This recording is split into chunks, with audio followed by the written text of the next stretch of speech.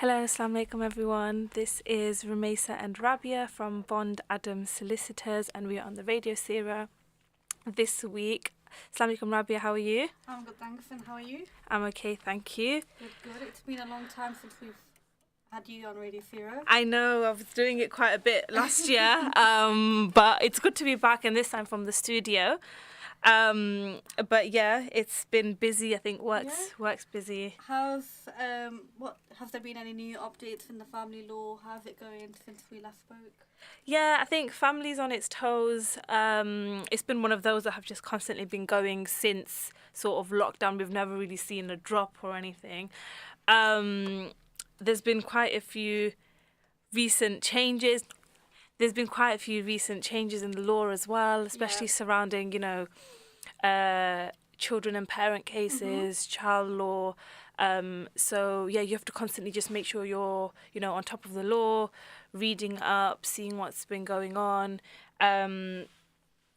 We've seen a lot of cases of a parental alienation recently. So, where one parent is sort of alienating the child against the other parent, whether that's just because of their own personal gain or, just because obviously the marriage has broken down so severely that they sort of use children as like a scapegoat to try to get one over the other parent.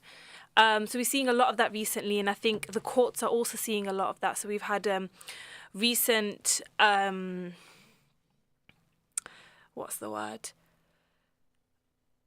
precedents from the president of the family division, and he's come out with sort of changes in the wording and things that we can use. So as practitioners and solicitors and barristers, we've been told to change the way we use the words of sort of like parental alienation to say that one parent is abusive or aggressive, because it just sort of heightens the issues between the parents. It doesn't sort of like diffuse the situation, it sort of aggravates it. It kind of makes a situation worse rather than them being able to come together and use the courts or use forms of ADR to try and sort out their issues.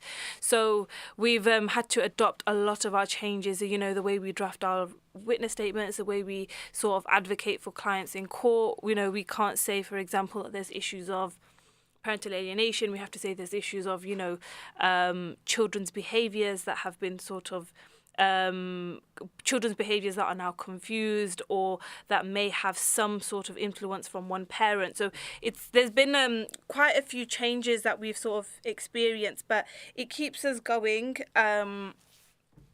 It's quite helpful, and we have like barristers who are quite on top of the law as well, and they sort of give us the guidelines. But yeah, I think recently I've just seen quite a lot of children and finance cases. Going through the courts, just breakdown. And I mean, look, I don't advocate for divorce. I'm not here supporting it. I'm not here supporting,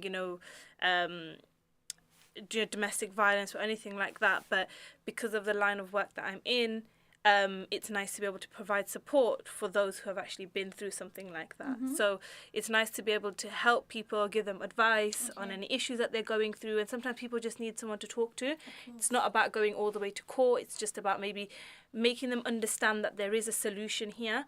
I feel like there's a lot of people, men and women both, husband and wives, both mothers and fathers, who feel as though they don't have a legal avenue, who feel like they're stuck, who feel like they can't come out of whatever situation that they're in, whether or not they're not financially stable to maybe leave, they're not financially stable to be able to get help from someone, or, they just feel trapped. But you shouldn't feel like that. There's people out here who you can just talk to.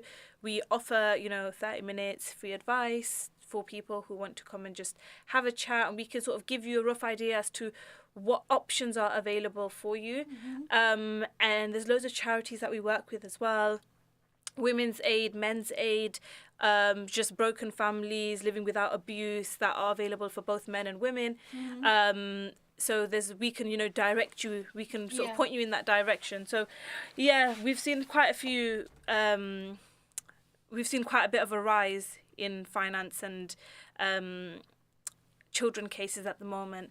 But I think it's been like that ever since lockdown, to be honest. It's just... If it's the impact of lockdown, people spending a lot more of time together. I feel like I want to kind of move away from just saying, oh, it's lockdown, but I think lockdown has made some people more tolerable, but it's also made people less tolerable to things.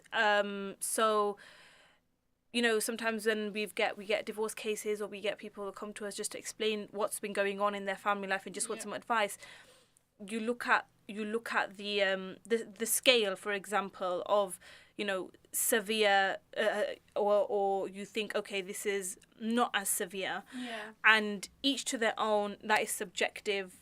We're not here to judge. I'm not going to sit here and tell anyone that the reason why their marriage broke down is not severe, or it's. Everyone's entitled to their own, and obviously no one really knows truly what goes on behind closed doors. But I think sometimes, you know, I've had people who come to me who've only been married for 6 months and they're looking to get a divorce, or those who have been married for, you know, 30 years and they just can't live together anymore. And sometimes when you hear the reasoning, you think, you know, okay, maybe is there any way you can work through this? Is there, you know, mediation options? But like I said, it's not a place for us to judge. We're just here to give advice on what options you have available. But yeah, I think lockdowns made people, I don't know, less tolerable maybe, but maybe just that, you know, they feel like they know there's options out there. They know there's advice out there for us. But yeah, it's going well.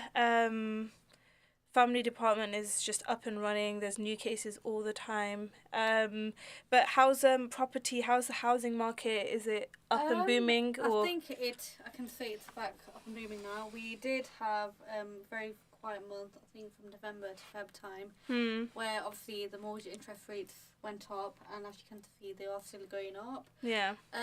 We had a lot of issues then where the lenders were mainly pulling out, or Yeah. their mortgage offers were changing, or clients not being able to afford to go ahead with the purchases. So yes, we had a lot of matters that obviously clients weren't going ahead with, or they had to drop down. Yeah. But I can say now, obviously, that we have picked up. We are, yes, as I said, A lot of work coming in. A lot of work coming in. I can see that there's still a price reduction in the market. But yeah, work is definitely coming in. Yeah.